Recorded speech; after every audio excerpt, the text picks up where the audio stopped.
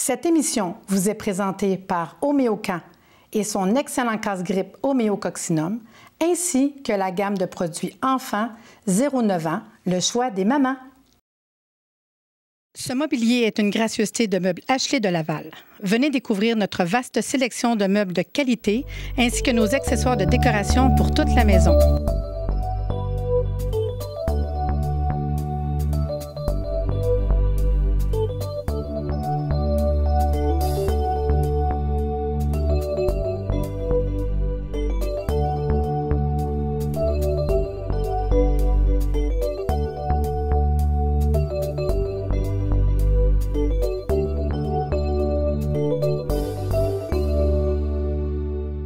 Bonjour et bienvenue à Réseau Santé. Aujourd'hui, il sera question de douance intellectuelle. La douance, Patricia?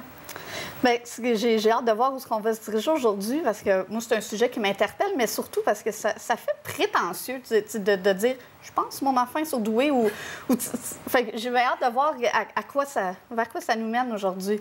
Puis, pour ce faire, nous avons une invitée qui s'appelle Vicky Laniel. Vicky, tu peux-tu te présenter, s'il vous plaît? Donc, bonjour, je m'appelle Vicky Laniel, puis je suis consultante en douance et conseillère en bien-être auprès des surdoués. Puis je serais curieuse de savoir, parce que moi, je te connais personnellement.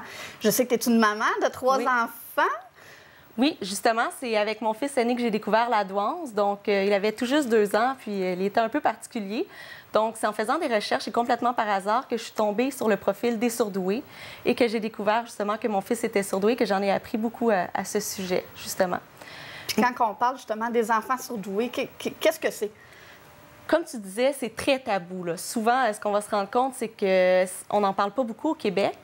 Puis, ils ont des caractéristiques, par contre, qu'on va découvrir chez 2 à 5 des enfants. Donc, il faut vraiment différencier, par exemple, des enfants prodiges ou des autistes savants. C'est pas du tout la même chose. Donc, la douance intellectuelle, c'est un profil cérébral atypique. C'est des gens qui vont penser différemment. Puis ça va mener à des caractéristiques principales qu'on va retrouver chez pas mal tous les surdoués, qui sont, par exemple, une excellente mémoire, une facilité d'apprentissage qui permet de créer des liens facilement entre les connaissances, une hypersensibilité qui peut être parfois bien cachée, mais qui est toujours présente, puis aussi un quotient intellectuel supérieur à la moyenne qui crée souvent le tabou, justement, on n'ose pas en parler. Non, puis j'imagine, surtout pour des jeunes enfants, c'est pas évident de faire les tests de QI non plus.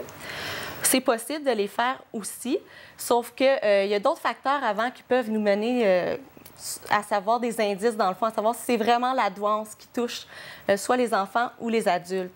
Donc, par exemple, si on parle des adultes, les indices qui peuvent nous permettre de savoir si la personne est surdouée ou non, tout d'abord, on a l'hérédité. Donc, si, évidemment, il y a des gens dans la famille qui ont été évalués surdoués, il y a pas mal plus de chances qu'il y en ait. Il y a un lien héréditaire quand même très important.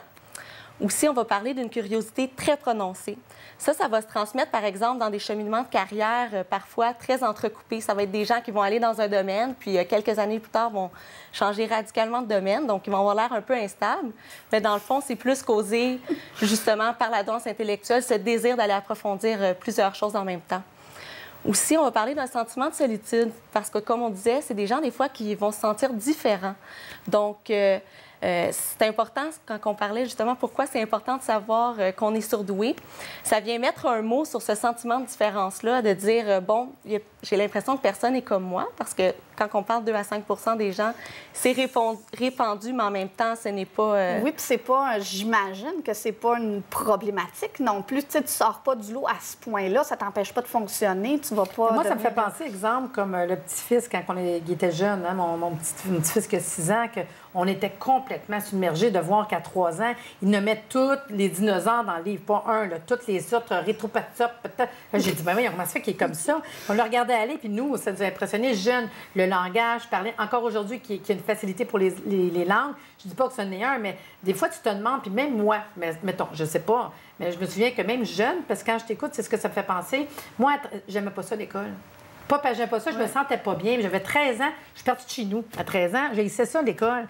Puis je me trouvais pas à ma place, j'avais de la misère. Puis je sais pas, il y avait de quoi. Puis quand je t'écoute, j'ai fait plein de métiers, j'ai fait plein d'affaires. Ouais. Je suis retournée à l'école, je vais encore à l'école, j'adore étudier. Je mange des livres, j'aurais jamais fait ça jeune. Fait que c'était assez à me poser, coudonc, j'ai-tu un petit côté... c'est peut-être ça qui fait que je suis un petit peu... Ça part souvent comme ça. Fait parler les gens, ça leur fait un son de cloche, puis après ça, ils veulent approfondir un peu parce qu'ils disent, est-ce que ça pourrait expliquer des choses chez moi que, justement, justement, je m'expliquais pas. C'est sûr que pour les enfants, la même chose. Quand on parle des caractéristiques, c'est des enfants au niveau du vocabulaire. Ils vont souvent avoir un vocabulaire très étendu. Donc, ça va être une des premières caractéristiques qu'on va remarquer. L'excellente mémoire, comme on disait aussi, quand vous parlez des dinosaures, c'est souvent un thème qui revient souvent. Donc, les noms des dinosaures, les choses préhistoriques aussi, l'astronomie. Ils vont vouloir aller creuser des sujets comme ça que des fois, on ne voit pas chez les autres enfants aussi, de façon aussi précoce, je pourrais dire. Non, puis tu sais, j'aurais peut-être dû... Puis là, c'est ça m'interpelle vraiment parce que justement, une fois que, mettons, on a le diagnostic. Bien, en fait, je dis diagnostic, c'est même pas une maladie. Donc Comment on fait pour savoir? C'est quand même important, quand on parle, par exemple, au niveau des enfants, d'aller les faire évaluer pour savoir, premièrement, si c'est vraiment ça. Autant pour l'enfant que pour le parent. Parce que, veut pas, quand on parle de nos enfants, on a l'impression qu'on n'est pas objectif et on se dit, bon... Puis on les trouve tous bien beaux, puis bien fins, puis bien intelligents. Voilà. Exactement. Donc, on se dit, est-ce que je fabule ou il y a quelque chose là? Donc, l'évaluation va venir confirmer aussi à ce niveau-là. C'est sûr, comme on disait, les tests de QI, c'est un indice. Donc, ce n'est pas tous les enfants, par exemple, qui vont performer au niveau du test de QI. Il faut comprendre que le test, le contexte est aussi important que le résultat. Donc, si l'enfant, par exemple, vit une séparation, une entrée à l'école ou quelque chose de majeur. Oui, qui affecte, ça peut affecter les réponses au test. Donc, ça, c'est important de le mentionner quand même parce que une fois qu'on a fait le test, il faut attendre par la suite 2 ans avant de pouvoir refaire le test. Okay. Donc, de le faire dans les conditions optimales, comme on dit souvent. De ne pas attendre que ça aille mal, justement, à l'école, comme Marie-Lise disait. Donc, vous n'aimiez pas l'école. C'est souvent quelque chose qui peut revenir aussi chez les surdoués. On a l'impression que c'est des premiers de classe, alors que c'est pas nécessairement le cas. Il y en a qui vont s'y retrouver beaucoup, puis d'autres qui vont vraiment détester l'école. Je suis sûre que ça leur rapporte. Il y en a plein qui n'aiment pas l'école. Puis je suis sûre que ça leur rapporte justement de ne pas être à la bonne place, pas être le bon enseignement. Pas parce qu'ils ne sont pas bons les professeurs, c'est pas ça. Mais l'enfant peut se sentir à part des autres sans le savoir pourquoi. Là. Je pense pas que c'est dans sa tête de dire « moi, je suis intelligent » ou sauf que ça peut être plate d'écouter lire les autres quand tu sais déjà lire le livre au complet d'un coup. Voilà. Notre petit-fils, c'est exactement ça. Elle dit, en première année, il commence à lire son livre, puis il regarde dans l'air de même, puis il récite le livre. Il sait par cœur. Mais là, j'ai dit l'autre jour, demande-lui de le lire à l'envers. Mais non, mais c'est ça, il faut essayer de trouver un challenge. C'est peut-être pour lui quand même. C'est une bonne solution. Non, mais c'est vrai, il faut être créatif. Faut être créatif. Oui. C'est une des raisons pourquoi souvent on dit qu'il faut aller faire l'évaluation aussi, comme je disais, pour les enfants, parce qu'à l'école, c'est important de le savoir pour s'adapter un peu. Le problème, c'est que c'est encore très tabou. Donc, dans les années 80, on en parlait beaucoup. Il y avait les classes d'enrichis et tout. Puis, il y a eu un peu un débat à ce niveau-là. Puis, ils ont enlevé les classes enrichies. Puis, l'advance a toujours, par la suite, resté tabou. Donc, présentement, même avec les professeurs, si l'enfant, c'est pas un premier de classe, ou on parle même, des fois, c'est des enfants qui vont avoir des petits côtés hyperactifs. Donc, ça ne sera pas une vraie hyperactivité, mais ils ont un peu ce surplus d'énergie-là. Fait qu'il y a peut-être une gang de douances dans le fond des écoles. Bien, oui, quand on parlait... Moi, oui, une des raisons qui, vraiment, que c'est important de justement en parler plus puis de rendre ça moins tabou, c'est les faux diagnostics. Parce qu'une question que je me pose, c'est est-ce qu'on est en train de médicamenter tous nos surdoués? Bien, ça se peut. Non, mais Parce moi, que je te le dis, je suis sûre. Aux États-Unis, c'est vraiment, ils font une campagne présentement sur ce sujet-là parce qu'ils se rendent compte qu'il y a des symptômes, par exemple, qui sont liés si on parle du trouble déficit, le fameux TDAH dont on parle beaucoup, il y a beaucoup de symptômes qui sont très similaires. Puis quand on lit la description, il y a beaucoup de surdoués qui se reconnaissent dans le profil du TDAH, qui finalement, c'est pas du tout lié à ça. Donc, c'est important. On parle aussi de l'autisme. Il y a des enfants qui vont... Les psychologues, ce qu'il faut savoir aussi, et les professeurs, dans leur formation, ne sont pas informés de l'advance. Ce n'est pas dans le cursus. Juste vous dire, Vicky est partie, là. Vicky, oui, elle est partie, elle est contente, elle parle de ce qu'elle aime. Nous autres, on va prendre une petite pause pour venir avec plus d'informations dans quelques instants. On fait 5 exercices d'étirement. Première position, les pieds un petit peu plus larges que les hanches. Vous allez lever un bras, l'amener vers le côté. On va porter une grande attention à la respiration et à la posture. Fait que pensez à bien descendre les épaules, allonger le bras, inspirer. Au moment où vous expirez, vous allez un petit peu plus loin. Même chose encore, inspirez et expirez, allez un petit peu plus loin. Puis posez la main sur la cuisse pour vous soutenir légèrement au niveau du tronc. Vous gardez la pause une trentaine de secondes, puis vous passez de l'autre côté. Alors, vers le haut, vers le côté, on veut allonger le cou, garder les épaules basses. Inspirez et expirez, allez un petit peu plus loin. Donc, à chaque fois que vous expirez, profitez de l'occasion pour pousser les limites, voir si vous êtes capable d'aller un petit peu plus loin. On veut allonger la région en question. dans ce cas, les muscles des abdominaux. Deuxième exercice, plier la jambe droite, la jambe gauche reste allongée. Je descends la main. Si je peux le faire, je touche au sol, c'est pas nécessaire. Ce qui est important par contre, c'est de garder le cou allongé, la tête en prolongement du dos. Vous allez le sentir, ça tire ici. Donc, main au sol, main devant pour aller donner un petit défi au niveau de la posture. On garde ça une trentaine de secondes. Pensez à la posture, à impliquer les abdominaux, toutes les consignes dont on se parle. Puis on inverse, donc doucement, continuez à vous concentrer sur la respiration. On allonge le bras. En montant le bras, attention à ne pas monter l'épaule. Respirez cette partie, c'est vraiment pour vous, c'est un moment de détente, c'est précieux. Transition vers le sol. Alors, vous avez juste à poser les genoux au sol. On allonge les bras vers l'avant. Essayez d'allonger le tronc, tête en prolongement toujours. Inspirez. Et regardez ce qui arrive quand on expire, on descend. On devrait aller chercher plus loin. Encore inspire. Et expire. Restez en place.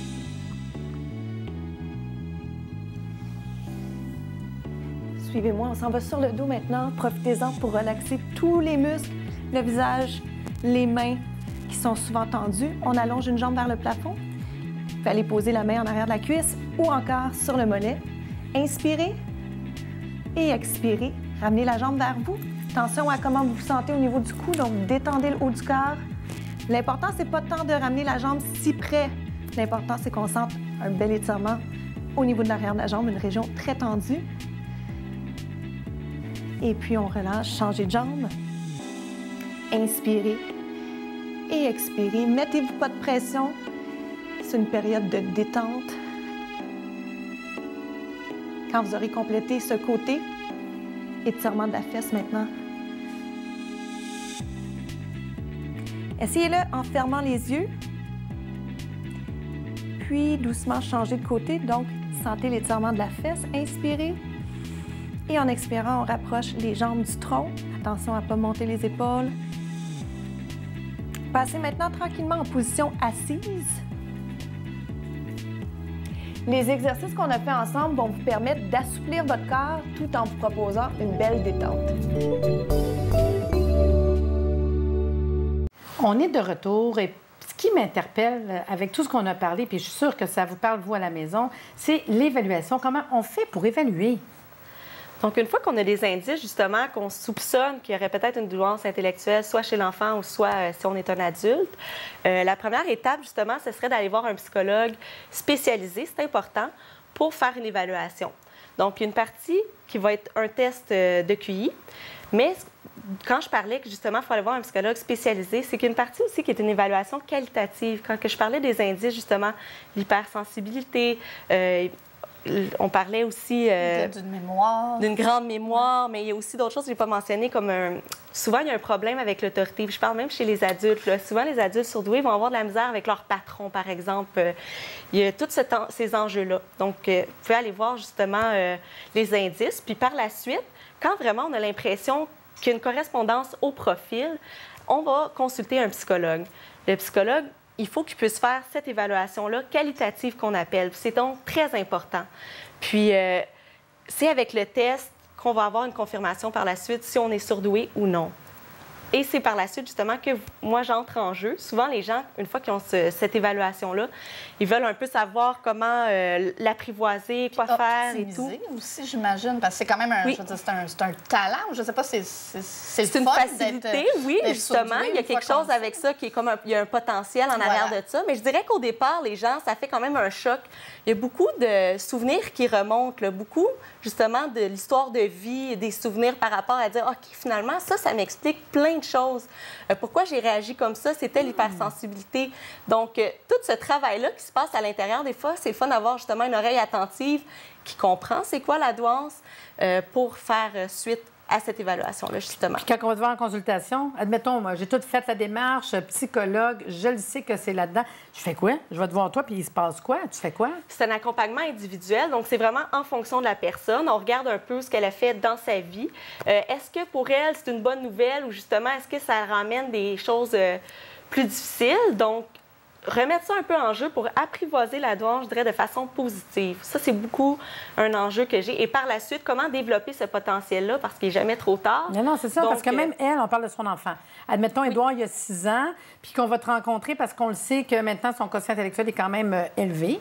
Puis, aller te voir, tu vas donner pour l'outil les enfants, c'est un peu différent, c'est ça, parce que moi, je ne vais pas directement avec les enfants, c'est avec les parents. OK. Donc, c'est pas pareil comme quand c'est directement Non, c'est avec ça. l'adulte.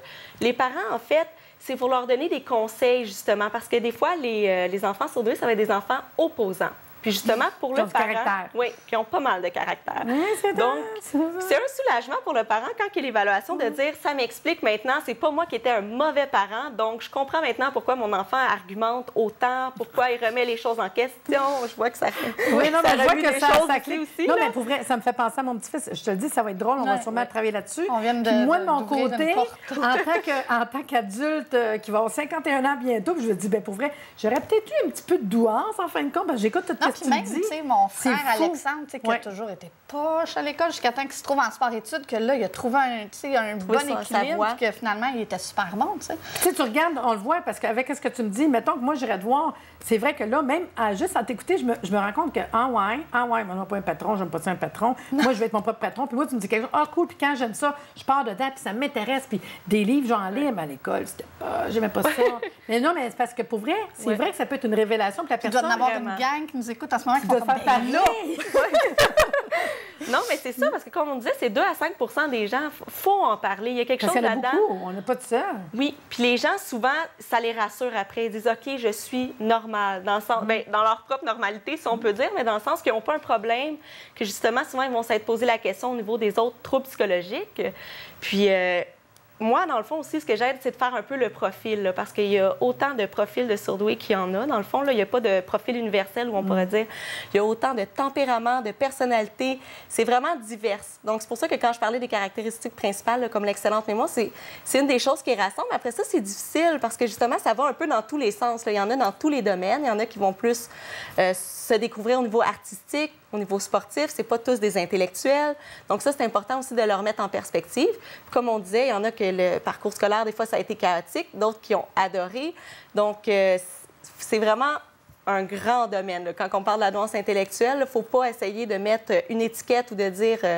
de faire un moule avec les surdoués. Puis est-ce que tu acceptes de faire un suivi? Mettons, là, je reconnais vraiment mon fils, mais j'ai pas fait le diagnostic. test de psy. Oui, c'est Oui, ça. avec les adultes, l'évaluation. souvent, c'est un suivi individuel sur plusieurs semaines.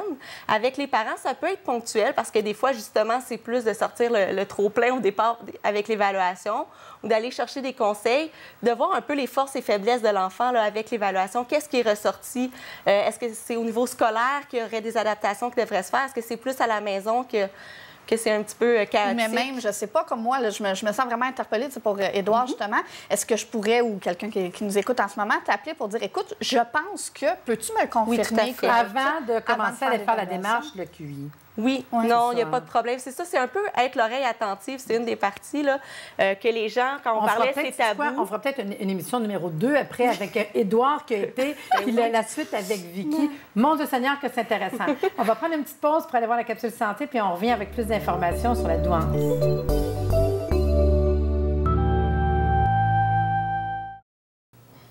Aujourd'hui, je vais faire peut-être plaisir à un, à l'autre, je ne sais pas, mais j'avais le goût de parler de sortes d'affaires par rapport. Par rapport dans le sens que je n'ai pas un thème, mais je me dis, j'aimerais ça dire qu'il y a un produit homéopathique pour ça, un produit homéopathique pour ça, parce que je ne sais pas à qui est-ce que ça va parler, mais tant mieux si je peux éveiller quelqu'un dans un trouble de santé qui se traite très bien en homéopathie. Toujours dans le monde de l'homéopathie, on se souvient, pas d'effet secondaire, pas de danger, pas d'accoutumance, pas d'interaction, fait qu'il n'y a pas de trouble avec votre pharmacien ou votre médecin. Moi, je vous dirais, le premier produit que je vous parle, c'est l'insomnie. On ne pense pas que ça se peut qu'il y ait des comprimés homéopathiques pour l'insomnie. Et oui, la seule différence que je vous dirais, puis ça se fait en granule ou en comprimé, c'est pareil, c'est juste le format, comme je vous dis tout le temps, qui va changer.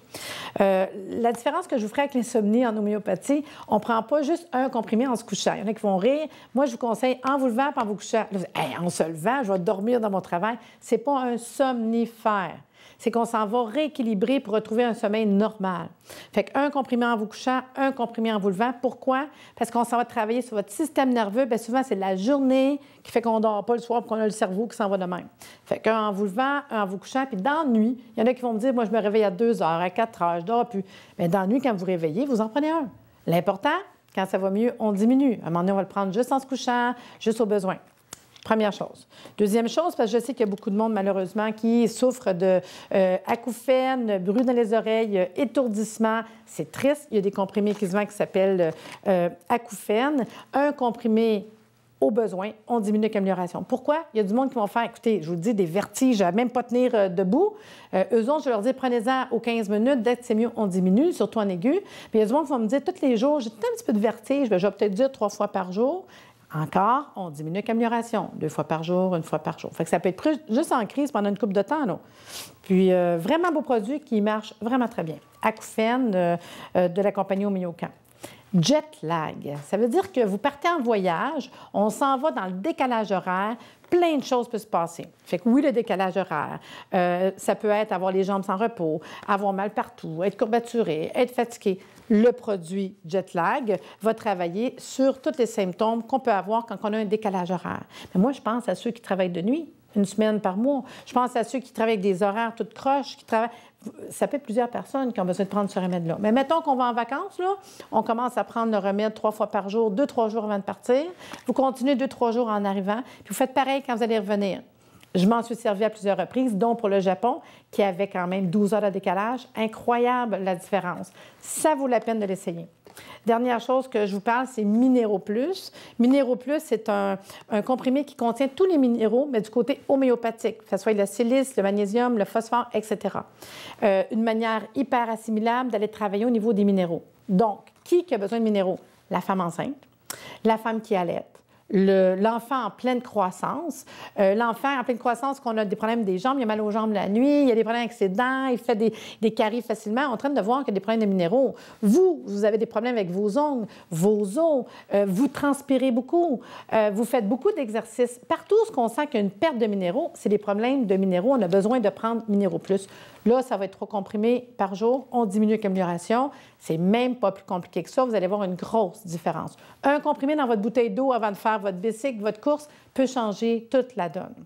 Ces produits, vous les retrouvez sur le site pour les informations www.homeocan.ca. On les retrouve en pharmacie, magasins naturels, dans les magasins Walmart, partout au Québec, très facile à trouver. Faites-en la demande s'ils ne l'ont pas, c'est parce qu'ils ne l'ont pas mis en tablette. Très facile. Fait que 4 choses à traiter avec les produits aujourd'hui: l'insomnie, l'acouphène, jet lag et aussi les minéraux. J'espère, j'ai donné des petits trucs pour vous aujourd'hui ou pour les gens qui sont dans votre entourage.